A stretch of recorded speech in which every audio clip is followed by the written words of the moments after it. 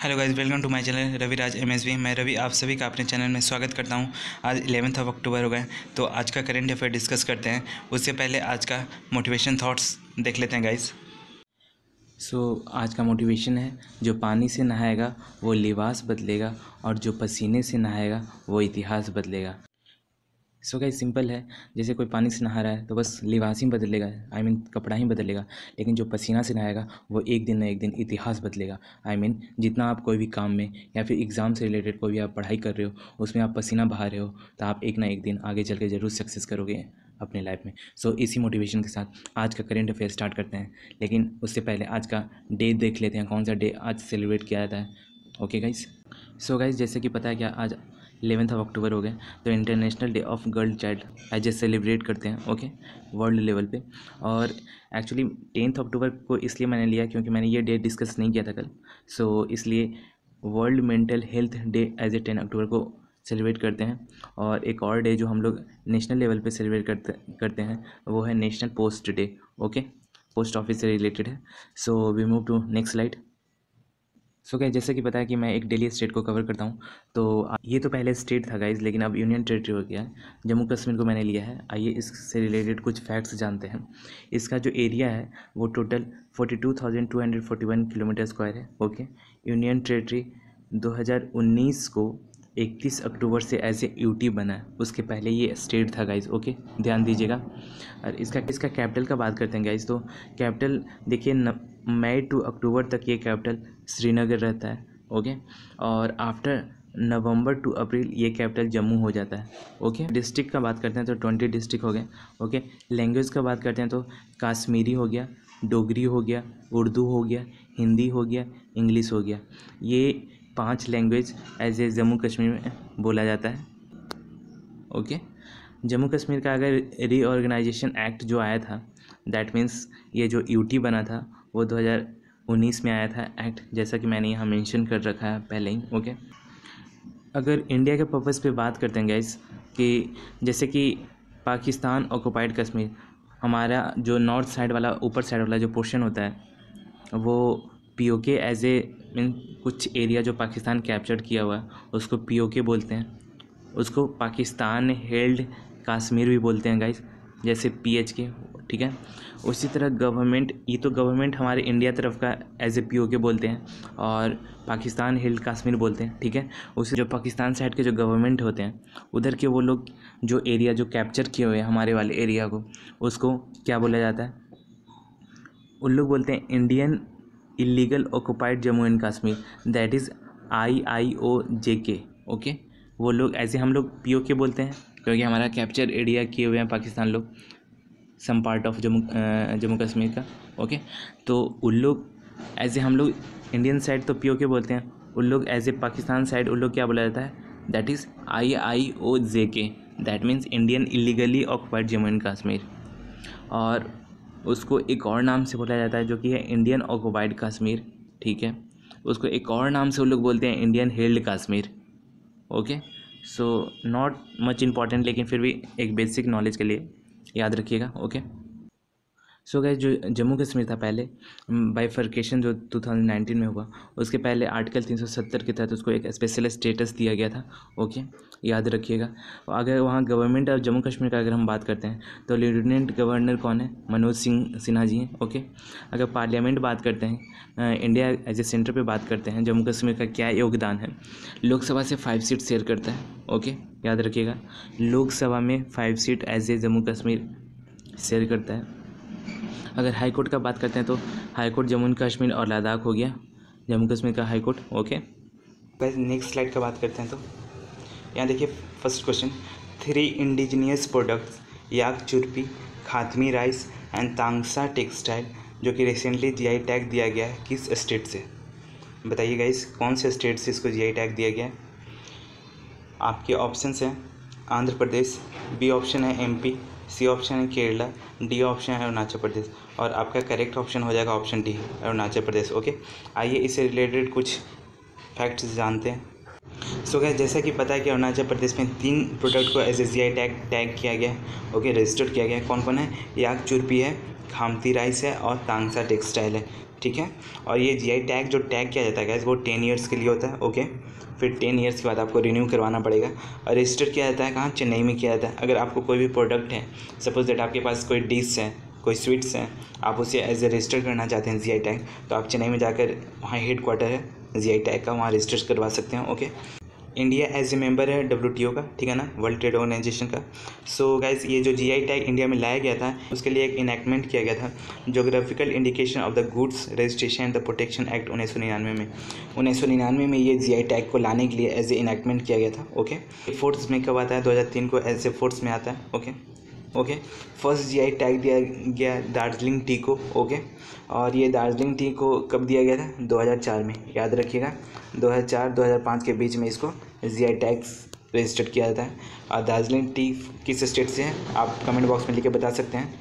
और ये जो जीआई टैग है गाइस, ये WTO का जो एग्रीमेंट है, that means trade related aspects of intellectual property rights, that means trips, उससे रिलेटेड जो आर्टिकल 22 है, सब सेक्शन 1 है, उसके अंदर जीआई टैग मेंशन है, ओके। सो देखते हैं गाइस, जो अरुणाचल प्रदेश में जो ये 3 प्रोडक्ट को एज ए जीआई टैग मिला है वो क्या है, आइए देखते हैं। सो गाइस तो पहला है याक चुरपी, जो कि इसको fermented milk product cheese made from the unique Arunachali yak breed, मतलब अरुणाचल प्रदेश का जो याक का जो एक ब्रीड है, उससे उसका जो दूध होता है उससे ये बनाया जाता है फर्मेंटेड करके, ओके। अगर सेकंड का बात करते हैं तो खामती राइस। खामती राइस क्या है, अरुणाचल प्रदेश का जो नामसाई डिस्ट्रिक्ट है वहाँ ये प्रोड्यूस किया जाता है। एक स्टिकी राइस है, चिपचिपा टाइप का राइस है, ठीक है ना, ये यूनिक था इसलिए एज ए इसको जीआई टैग दिया गया है। थर्ड वन है टांगसा टेक्सटाइल। टांगसा टेक्सटाइल एक तरह का जो गाइस अरुणाचल प्रदेश में जो चांगला डिस्ट्रिक्ट है, ठीक है ना, वहाँ का टांगसा जो ट्राइब है वहाँ का ये एक टेक्सटाइल है, हैंडीक्राफ्ट बनाया जाता है, ओके। तो ये 3 जो प्रोडक्ट था उसको एज ए जीआई टैग दिया गया है अरुणाचल प्रदेश से। सो गाइस यहाँ एक इंपॉर्टेंट क्वेश्चन बन जाता है, अगर सपोज दैट कि आपके एग्जाम में आ जाता है कि तांगसा ट्राइब किस स्टेट से बिलोंग करता है, तो आप आंख बंद करके Arunachal Pradesh as a trick right option choose कर सकते हैं, ओके।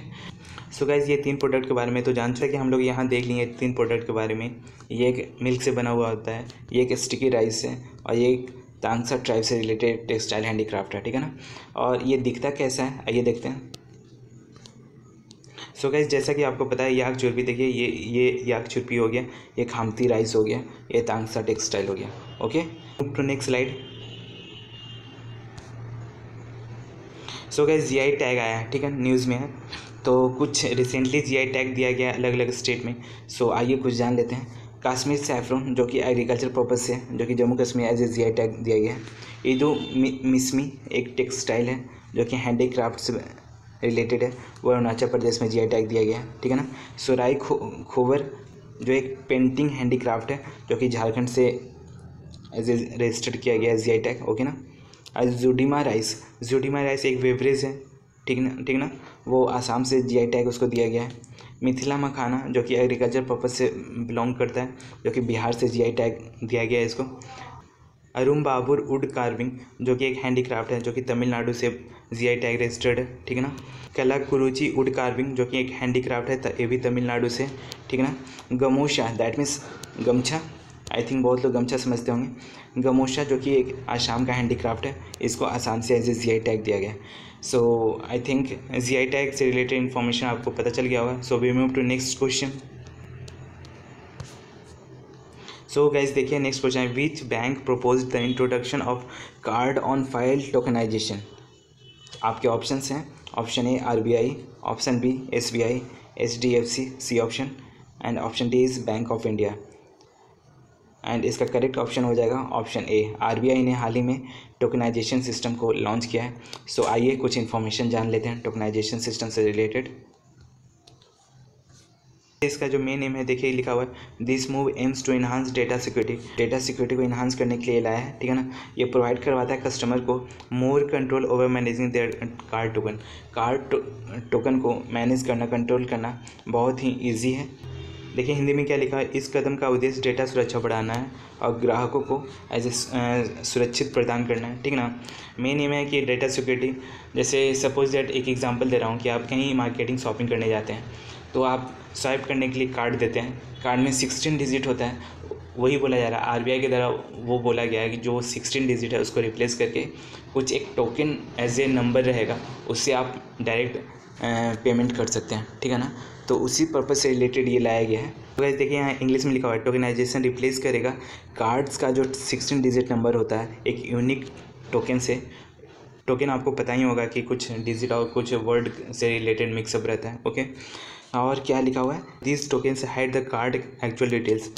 सपोज दैट आप मार्केटिंग जा रहे हैं शॉपिंग करने, ठीक है ना, तो वहाँ जाने के बाद फिर आप कार्ड को स्वाइप करने के लिए ऐसे देते हैं, तो उसमें बहुत सारे डिटेल्स रहते हैं कार्ड में, सीसीवी नंबर रहते हैं 16 डिजिट का एज ए कार्ड नंबर रहते हैं, डेट रहते हैं, नेम मेंशन रहता है। तो वो सब इंफॉर्मेशन को हाइड करने के लिए आरबीआई ये tokenisation system as a launch कर रहा है, ठीक है ना, एज ए सिक्योरिटी पर्पस, जैसे कि कस्टमर का जो भी इंफॉर्मेशन वो लीक ना हो, ठीक है ना। सो आई थिंक आपको समझ में आ गया होगा। So we move to next slide. So guys RBI news में आया है तो उससे रिलेटेड कुछ इन्फॉर्मेशन जान लेते हैं। आरबीआई जो हेड क्वार्टर है मुंबई में, महाराष्ट्र, जैसे आपको पता है।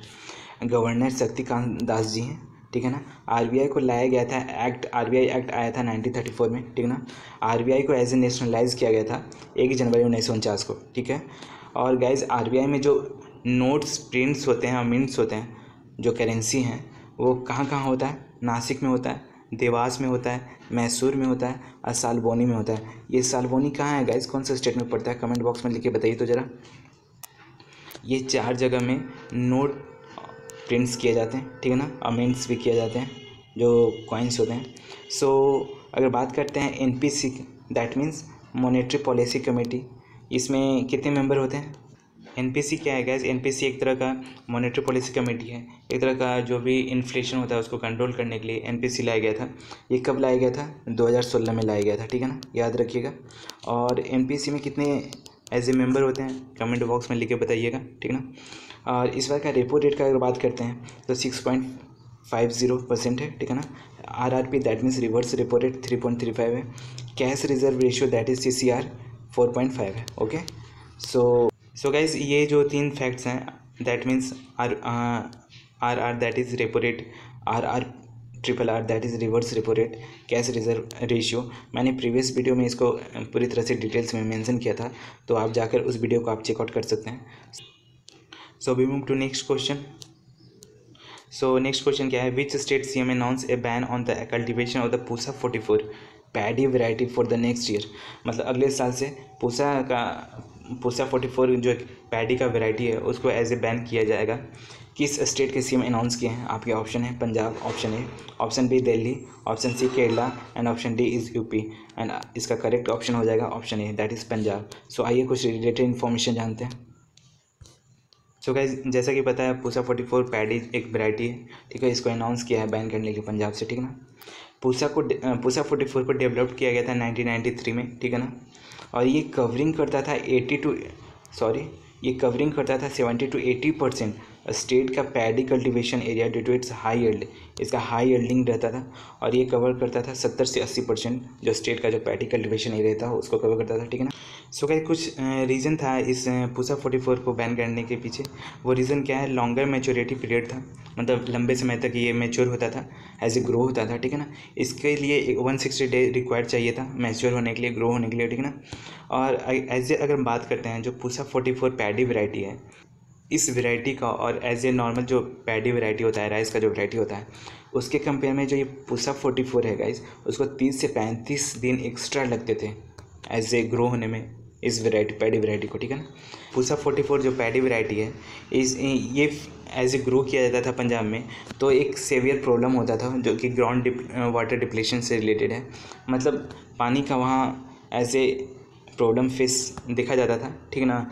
और ये जो आफ्टर ये बैन किए जाएंगे पंजाब से, तो पंजाब के लोग के लिए दैट मीन्स वहाँ के जो पीपल होते हैं वो 1 मंथ का वाटर एज ए सेव कर सकते हैं। सो गाइस स्टेबल बर्निंग भी एक तरह का रीज़न है जो कि पूसा 44 पैडी वैरायटी के लिए एक प्रॉब्लम फेस करता था, ठीक ना। सो इसलिए Punjab government has announce to ban Pusa 44 paddy variety from the next year. So I think अगर ये बैन कर दिया जाएगा पंजाब से तो 1 मंथ्स का वो water as a reserve as a conserve कर सकते हैं, सेव कर सकते हैं for Punjab peoples use. Okay. और ये पूसा 44 एक प्रॉब्लम फेस कर रहा था अस्टेबल बर्निंग से। अस्टेबल बर्निंग होता है कि जो भी परेती और जो पुआल होते हैं उसको जलाया जाता है। अस्टेबल बर्निंग यही होता है। जैसे सपोज दैट आपने चावल एज ए ग्रो किया, चावल ग्रो करने के बाद जो धान होते हैं उसका फिर काटने के बाद जो वो रिमेनिंग पोर्शन बच जाते हैं उसको एज ए जलाया जाता है, उसी को स्टेबल बर्निंग बोला जाता है। ओके। अगर पंजाब से रिलेटेड कुछ और इन्फॉर्मेशन जानते हैं तो पंजाब के सीएम कौन है? भगवत मान सिंह है। वहाँ के गवर्नर कौन है? बनवारी लाल पुरोहित है। सो आई थिंक आपको समझ में आ गया होगा। So we move to next slide.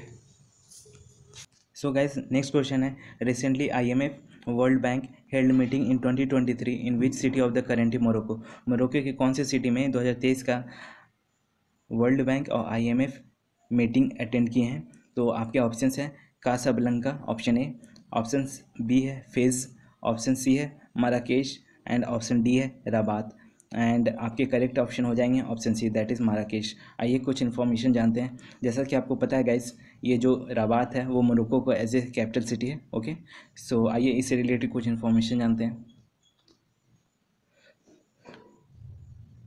So guys देखिए, IMF और वर्ल्ड बैंक का जो मीटिंग हुआ है 2023 में, उससे रिलेटेड कुछ इन्फॉर्मेशन जानते हैं। फर्स्ट एनुअल मीटिंग हुआ है ऑन अफ्रीकन सॉइल पे। अफ्रीकन एज ए कंट्री है मोरक्को, ठीक है ना। और ये बोला जा रहा है कि पहला मीटिंग हुआ है अफ्रीकन सॉइल पे, ठीक है ना। कहाँ हुआ है? कन्वेंट हुआ है मराकेश मोरक्को में हुआ है, ठीक है ना। हेड क्वार्टर IMF और वर्ल्ड बैंक का कहाँ है? Washington, I think Washington, that is TON होगा इसमें, ध्यान दीजिएगा, ठीक है ना, माई मिस्टेक। सो गाइज ये बोला जा रहा है कि after every 3 years held outside head quarter, मतलब जो हेड उसके हर एक 3 साल के बाद ये आउटसाइड हेड क्वार्टर ये मीटिंग अटेंड किया जाता है, ठीक है ना। और ये गाइज हेल्ड होना था 2021 में, बट कोविड के कारण नहीं हो पाया। सो इस बार ये कंडक्ट किया जा रहा है। हम मैप का बात करते हैं, मोरक्को को देखते हैं मैप में। तो जैसा कि आपको दिख रहा है, ये मोरक्को एज ए कंट्री दिख रहा है, ठीक है ना। और ये ऊपर साइड यूरोप हो गया, ठीक है ना। और ये एक अफ्रीकन कंट्री है मोरक्को, ठीक है ना। तो ये जो यूरोप है गाइस और ये अफ्रीका है, ये दोनों को सेपरेट करता है एक स्ट्रेट ऑफ जिब्राल्टर से, ठीक है ना। ये दोनों को डिवाइड करते हैं। अगर आपके कोई एग्ज़ाम में ऐसे क्वेश्चन आ जाएंगे कि यूरोप को और अफ्रीका को सेपरेट करने वाला कौन सा स्टेट है, तो स्ट्रेट ऑफ जिब्राल्टर है। बहुत इंपॉर्टेंट क्वेश्चन है, ठीक है ना। या फिर आप ऐसे भी इंफॉर्मेशन रख सकते हैं कि स्पेन और मोरक्को को कौन एक स्टेट है जो सेपरेट करता है, मतलब डिवाइड करता है, that means state of Gibraltar. Okay, I think you got it. So we move to next slide. So ये क्वेश्चन देखिए गाइस, जो एशियन गेम्स हुआ है किस सिटी ऑफ चाइना इन 2023 में? 2023 में जो एशियन गेम हुआ है वो चाइना के किस सिटी में हुआ है? एंड आपके ऑप्शंस हैं Shanghai, B option Beijing, C Hangzhou and D is Shenzhen. And इसका करेक्ट ऑप्शन हो जाएगा C1 हांगझाओ। आइए इससे रिलेटेड, क्योंकि आपको पता है कि ये 8 अक्टूबर तक लास्ट गेम था, ठीक है ना।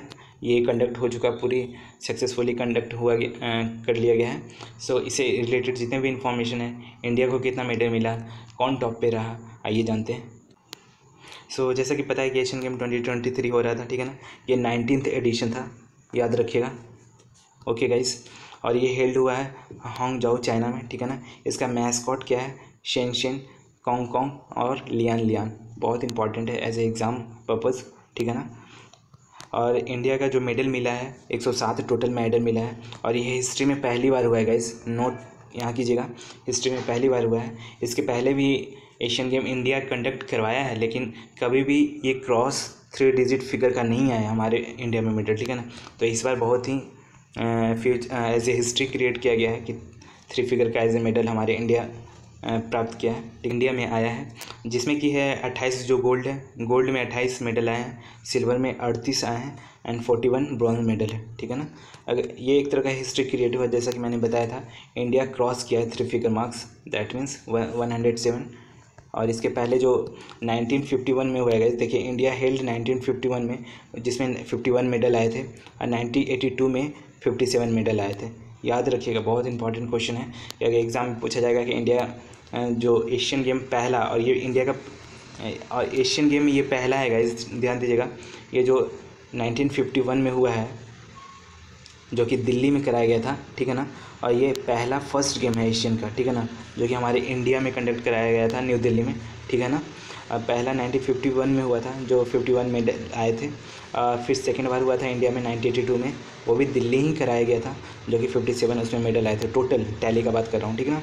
और अगर बात करते हैं गाइज, तो जैसे कि इस बार 23 का जो एशियन गेम हुआ है, इसमें टॉप पे कौन रहा है? China, 383 medal. भाई साहब क्या खाता है ये लोग यार। गोल्ड 201 और सेकेंड पोजीशन है पंजाब।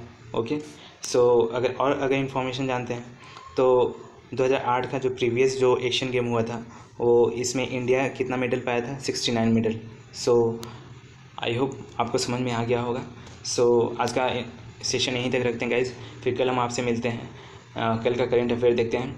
और जिन किसी को भी ये सेशन पसंद आ रहा है, कृपया लाइक कीजिएगा, शेयर कीजिएगा, सब्सक्राइब कीजिएगा और कमेंट में लिख कर बताइएगा इसकी सेशन कैसा लग रहा है। और फिर कल मिलते हैं, अपना ख्याल रखिएगा। Okay, thanks for watching.